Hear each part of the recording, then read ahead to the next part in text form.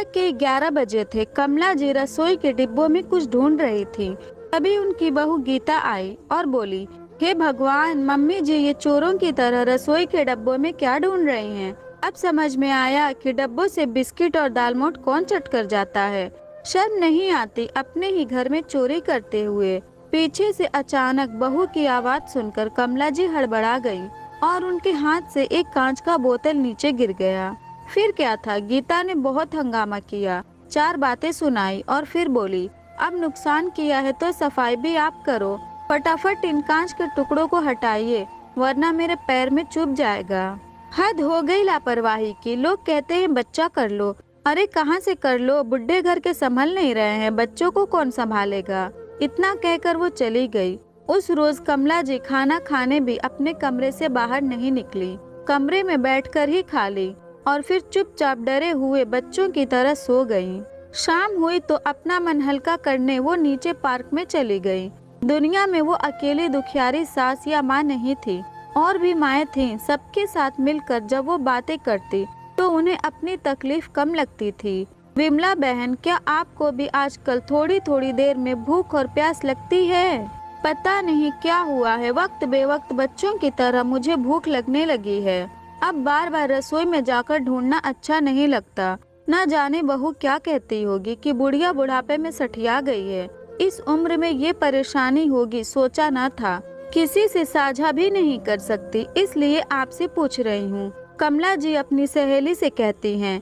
विमला जी बोली, कमला बहन, अब आपसे क्या बताऊं, ये परेशानी मुझे बहुत होती थी, पर उस वक्त पति साथ थे तो तकलीफ नहीं होती थी। कमला जी बोली, आपके कहने का क्या मतलब है? विमला जी बोली, जब अपने पति की कमाई पर रहती थी, भूख लगती तो कुछ न कुछ लेकर खा लेती थी, पर जब से वो दुनिया से गए हैं मैंने दवाइयों को अपना भोजन बना लिया ताकि मुझे भूख ना लगे। विमला जी की आंखें भर आईं। उन्होंने बड़े प्यार से कहा, कमला बहन, मैं तो कहूँगी आप एक बार डॉक्टर से दिखा लो। जिसको कोई प्रॉब्लम होती है उसे ही बार बार भूख लगती है, और इसमें क्या बुरा है। ईश्वर ने ऐसे दिन दिखाए हैं तो हम कितना संकोच करेंगे। अगर भूख लगती है तो कुछ लेकर या मांगकर खा लो। कमला जी बोली, परिस्थिति आप नहीं समझ रही हैं। विमला जी बोली, फिर बहू अगर आपकी भावनाओं को समझे तो उसे कहो आपके कमरे में ही कुछ रख दिया करेगी, तो उसे भी परेशानी नहीं होगी।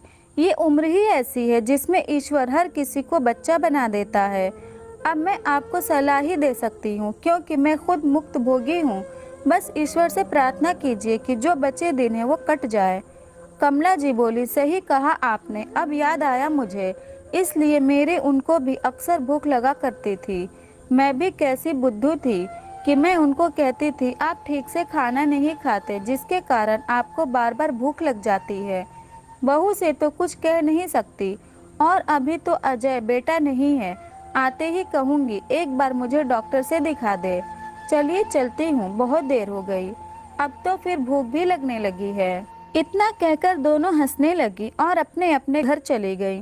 कमला जी घर पहुंची और हाथ पैर धोकर संध्या की आरती करने चली गई। आरती करके आई और अपनी बहू गीता से बोली, बहू तुमने कुछ बनाया है तो खाने के लिए तो दे दो, बड़ी जोर से भूख लगी है। गीता बोली, मम्मी जी आप भी हद करती हैं, आपको अजीब नहीं लगता है कि आपको इतनी जल्दी भूख लग जाती है? अभी 7:30 हुआ है, अगर अभी खाएंगे तो खाना कैसे खाएंगे? ऐसा कीजिए, अब आप खाना खा ही लीजिए, सब्जी तो बन ही गई है और दिन वाली रोटी बची हुई है, आप कहिए तो मैं दे देती हूँ। बाद में बेटे के सामने ये मत सुनाइएगा कि सुबह की ठंडी रोटी दी थी। कमला जी बोली, बहू अगर मैं अभी खा लूँगी तो रात होते होते मुझे फिर भूख लग जाएगी, तो फिर बोलोगी कल भी तुमने मुझे बहुत सवेरे खाना खिला दिया था, रात भर में भूख से छटपटा रही थी, तुम परेशान ना हो इसलिए बोली नहीं। गीता बोली, मम्मी जी आप भी हद करती हैं, खाना नहीं दूंगी तो बेटे को सुनाएंगी कि बहू खाना नहीं देती है, और जब खाना समय पर दे देती हूँ तो उस पर भी नखरे करती हैं। ये रहा खाना, खाना है तो खाइए, मैं कुछ और ही बनाऊंगी। और हाँ, कल तो हमने भी आपके साथ ही खाना खाया था, हमें तो भूख नहीं लगी। कमला जी बोली, बहू तुम अपनी उम्र देखो और मेरी देखो, कितना फर्क है। इतनी छोटी सी बात तुम क्यों नहीं समझती या समझना नहीं चाहती? क्या मेरी जगह तुम्हारी माँ होती तो उनकी रोटी का भी हिसाब रखती? और क्या अपनी माँ को भी तुम भूखा रखती? गीता गुस्से में बोली, मम्मी जी मेरी माँ से अपनी तुलना मत कीजिए। आप तो हर बात का गलत मतलब निकाल लेती हैं। और जहाँ तक मेरी माँ की बात है, वो समय पर खाती है। आपकी तरह दिन भर रसोई में कुछ ढूंढती नहीं रहती है। चुपचाप बैठिए, खाइए। कमला जी बोली, बहू भूख तो मुझे भी समय पर ही लगती थी, पर यह परेशानी मुझे पिछले 2 महीनों से हो रही है। मैं कभी तुमसे या अजय से कहती नहीं थी, पर यह परेशानी बढ़ती ही जा रही है। मुझे खुद बुरा लगता है कि मेरी हालत बच्चों जैसी हो गई है। अब तुम लोग नहीं समझोगे तो कौन समझेगा? गीता बोली, ठीक है, अब रोनी सूरत मत बनाइए, मैं आपका खाना लगा देती हूँ। समझ में नहीं आता इस घर का क्या होगा, कमाने वाला एक और खाने वाले इतने। अरे मेरा तो थोड़े में चल जाता है, पर आपका तो पेट ही नहीं भरता। इतना कहकर गीता रसोई में चली गई। कमला जी खाना खाकर बेटे का इंतजार कर रही थी, पर उसे आने में देर हो गई तो वो सो गई। जब अजय घर आया तो गीता ने सारी बात बताई। अजय बोला, तुम तो जानती हो माँ की आदत को, कुछ परेशानी हुई नहीं कि तुरंत अपनी बेटी को फ़ोन करेंगी और वो वहाँ से मुझे लेक्चर देगी, जो कि मुझे बिल्कुल पसंद नहीं है। अब इस परेशानी का तुम ही हल निकालो, मैं आखिर क्या करूँगा। इतना कहकर वो कपड़े बदलने चला गया। अगले दिन सुबह कमला जी अकेली चाय पी रही थी। अजय आकर बोला, माँ आपकी तबीयत खराब है क्या? गीता बोल रही थी, आपको कुछ परेशानी हो रही है? कमला जी बोली, अरे नहीं बेटा, ऐसी कोई परेशानी नहीं है, बस रात में अगर जल्दी खा लेती हूँ तो फिर बीच रात में भूख लग जाती है। अजय बोला, तो मत खाओ, कौन ज़बरदस्ती खिलाता है? अब आप खाने के लिए मांगती होंगी तभी तो वो खाना देती होगी। माँ हर बार बहू की बातों को गलत मत समझा करो, और मैं अगर घर के मामले को सुलझाता रहूँगा तो बाहर कैसे काम करूँगा।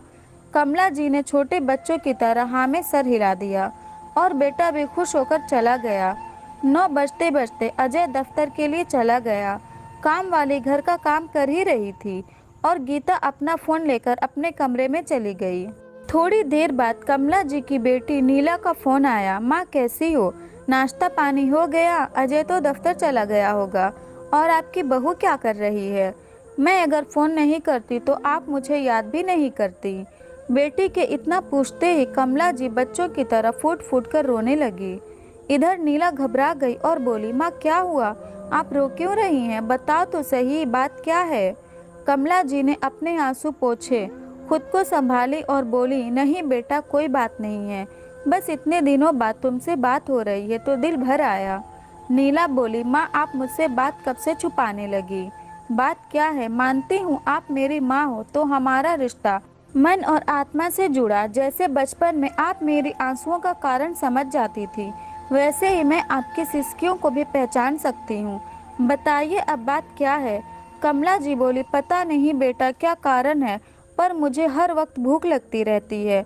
अब बार बार बहू को खाने के लिए बोलने में मुझे अच्छा नहीं लगता, और सवेरे खाना खा लेती हूँ तो रात में भूख से छटपटाती हूँ। नीला बोली, बस इतनी सी बात, मैं इसका भी उपाय कर दूंगी। मैं यहीं से आपके लिए सूखा नाश्ता भिजवा देती हूँ, उसे आप अपने कमरे में रख लेना और जब भूख लगे तो खा लीजिएगा। मुझे लगता है आपको डॉक्टर से दिखाना चाहिए और सभी आपको टेस्ट करवाने चाहिए। मैं अजय से कह देती हूँ, वो घर पर बुला लेगा और आपका शुगर का टेस्ट भी हो जाएगा। चिंता क्यों करती हैं, सब ठीक हो जाएगा। बेटी ने माँ को एक माँ बनकर समझा और समझाया। कमला जी बोली, नहीं बेटा, उसे कुछ मत कहो, वो ऐसे ही दफ्तर के काम से परेशान रहता है, बेकार में बात बढ़ जाएगी, फिर घर में कलह होगा। मुझे वो नहीं चाहिए, पता नहीं भगवान मुझे क्यों रखे हैं, लेकर क्यों नहीं जाते। नीला बोली, माँ अगर बीमारी का वक्त पर पता नहीं चला और इलाज नहीं हुआ तो परेशानी और बढ़ सकती है, और ये तो किसी के साथ भी हो सकता है। आप चिंता मत कीजिए, मैं अजय से बात कर लूँगी। मुझे ऐसा क्यों लगता है कि आप अजय और उसकी पत्नी से अपनी बात को डरते नहीं चलती हैं? अगर ऐसी बात है तो मुझसे पहले बताइए। 2 दिन बाद खाने पीने की बहुत सारी चीज़ें आईं, जिसे देखकर गीता बोली, मम्मी जी हम क्या आपको खाने पीने में कमी रखते हैं? जो आपने दीदी को बता दिया और उन्होंने भी वहाँ से भिजवा दिया। कमला जी बोली, बहू अगर तुम समझती तो ये उपाय तुम पहले ही कर देती, और मैंने ये सब उसे भेजने के लिए नहीं कहा था। वो मेरी बेटी है, उसने अपनी माँ की तकलीफ को समझा। ये सब सामान मेरे कमरे में रखवा दो। इतना कहकर कमला जी चली गई। लंच टाइम पर नीला ने अजय को फोन किया और माँ की परेशानी समझाई। अजय ने कहा, दीदी मैंने कोई डिस्पेंसरी नहीं खोल रखी है, और अगर माँ की परेशानी आपको परेशान करती है तो आप कुछ दिन आकर यहाँ उन्हें संभाल लीजिए या फिर अपने घर ले जाइए। नीला बोली, भाई किस तरह से बात कर रहे हो? एक उम्र के बाद तो अब ये आम परेशानी हो गई है, और माँ की उम्र देखो, वो बूढ़ी हो गई हैं। आज तक माँ अपना ख्याल खुद रखती थी, हमने नहीं रखा। बस वो अपनी परेशानी किसी से बांटती नहीं है। तुम कल ही उसका टेस्ट करवाओ, वरना मुझे आकर वहाँ रिश्तेदारों से बात करनी होगी। कोई तो हो जो माँ की देखभाल करे, क्योंकि माँ तो मेरे पास आएगी नहीं। अगले दिन ही अपोलो क्लिनिक से टेस्ट वाले आए और उनका ब्लड सैंपल लेकर गए। अगले दिन रिपोर्ट आया कि सच में कमला जी को शुगर की प्रॉब्लम निकली, जिसके कारण बार बार उन्हें भूख लगती थी और वो बाथरूम जाती थी। 2 दिन बाद नीला अपने मायके आई। अजय गीता से बोला, अब बात को बड़ी ही सावधानी से संभालना होगा। ऐसा न हो कि नीला बात को बढ़ा दे और रिश्तेदारों में हमारी बदनामी हो जाए, क्योंकि पापा की सारी संपत्ति अभी माँ के नाम पर है, तो थोड़ा आराम से बात करना। अजय माँ के पास आया और बोला, मुझे माफ़ कर दीजिए, हम आपकी परेशानी नहीं समझ पाए। जब भी कोई परेशानी हो खुलकर हमें समझाया कीजिए। मानता हूँ बेटी माँ के दर्द को पहले महसूस कर लेती है, पर मुझे भी तो सिखाइए। माँ, मैं भी तो आपका बेटा हूँ। गीता आई और बोली, इसमें आपका दोष नहीं है, दोषी तो मैं हूँ जो मम्मी जी की परेशानी समझ नहीं पाई। मम्मी जी, पुरानी बातों को भूल जाइए। हो सके तो मेरे साथ अपने बेटे को भी माफ़ कर दीजिए। कमला जी उदास होकर बोली, जब बेटे ने माँ की तकलीफ नहीं समझी तो बहू से क्या शिकायत करूं? पर एक बात कहूं बहू, कल तुम दोनों का भी ऐसा समय आएगा। उस रोज मैं देखूंगी कि तुम्हारी तकलीफ कौन समझता है और तुम कैसे उसका सावधान करती हो। गीता अपनी सास से माफ़ी मांगने लगी। कमला जी बोली, बहू बहुत देर हो चुकी है, माफ़ी मांगने का समय भी निकल चुका है। हाँ, ये बात तुमने सही कही, जितनी दोषी तुम हो उतना ही दोषी मेरा बेटा भी है। अरे जब वो बोल नहीं पाता था तब मैं उसकी भूख प्यास समझ जाती थी, पर यहाँ मेरा जवान बेटा अपनी भूखी माँ की भूख प्यास नहीं समझ पाया। क्या फ़ायदा ऐसे बच्चों से? मैं अब तुम लोगों के साथ नहीं रहना चाहती। नीला इस बात से अनजान थी। उसने कहा, माँ ये कैसी बातें कर रही हैं? मैं मानती हूँ इन लोगों से गलती हुई है, पर इन्हें माफ़ कर दीजिए। कमला जी बोली, नहीं, अगर उन्होंने गलती की होती तो मैं माफ़ भी कर देती, पर इन्होंने पूरी माँ जाति का अपमान किया है। अगर आज मैं माफ़ कर दूंगी तो कल को इनके जैसे कई बच्चे अपनी माँ के साथ ऐसा व्यवहार करेंगे। नीला अपने भाई को बोली, भाई मेरा इसमें कोई योगदान नहीं है, मुझे इसके बारे में कोई खबर नहीं थी। भाई भाभी दोनों नीला से लड़े। नीला बोली, माँ आप चाहे तो मेरे साथ चल सकती हैं। कमला जी बोली, मैं क्यों जाऊँ अपना घर छोड़कर, ये लोग जाएंगे। दोनों हक्के बक्के कमला जी को देख रहे थे। कमला जी बोली, 1 हफ्ते का समय दे रही हूँ, अपना सारा सामान यहाँ उठाओ और मेरी नज़रों से दूर चले जाओ। जिसे अपने खून से सींचा उसने मेरी रोटी गिनी है। मैं समाज को अब कोई गलत संदेश नहीं देना चाहती। मैं अकेले घर में मर जाऊंगी, पर तुम जैसे बेटों के साथ रहना मुझे मंजूर नहीं है। इतना कहकर कमला जी अपने कमरे में गईं और तुरंत अपने वकील को फ़ोन करके घर पर बुलाई और सारी कागजी कार्रवाई भी कर दी। नीला ने माँ को बहुत समझाया, पर वो मानी नहीं, तो आखिरकार नीला को अपने घर वापस जाना ही पड़ा। कमला जी ने अजय से कहा, मैं तुम्हारी तरह कठोर नहीं हूँ कि तुम्हारे मुँह से निवाला छीन लूँगी। मैं अपनी आधी संपत्ति तुम्हारे नाम कर रही हूँ, पर ये तब तक तुम्हारी नहीं होगी जब तक तुम्हारी औलाद 18 वर्ष की नहीं होगी। और आधी संपत्ति में वृद्ध महिलाओं के नाम से वृद्ध आश्रम को दूंगी, और ये मेरा फैसला कोई नहीं बदल सकता। अब बस 1 हफ्ते के लिए तुम इस घर में हो। इतना कहकर कमला जी नीचे टहलने पार्क में चली गईं। आखिरकार कमला जी ने अपने मन की सुनी। पहले लोगों ने बहुत बातें बनाई, परंतु जब सबने गंभीरता को समझा तो उनके फैसले की सराहना की। अब कमला जी ने घर में 2 कामवाली लगाई और अपने स्वास्थ्य का ध्यान रखने लगी। वो जानती थी मृत्यु तो आनी है, उसे कोई नहीं टाल सकता, परंतु इज्जत की मौत मिले ये ज़रूरी है। दोस्तों, बचपन में हमारे बिना बोले ही माँ हमारी भूख का अंदाज़ा कैसे लगा लेती थी। तो क्या उसी तरह हम अपने माँ बाप की भूख का अंदाज़ा नहीं लगा सकते? कभी कभी पूछ कर देखा कीजिए, हो सकता है वो अपनी भूख को दबाते होंगे। आपको ये कहानी कैसी लगी? अपने अनुभव और विचार कमेंट द्वारा मेरे साथ साझा करें। और ऐसी स्टोरी आपको सुननी पसंद है तो इस चैनल को तुरंत सब्सक्राइब करें और वीडियो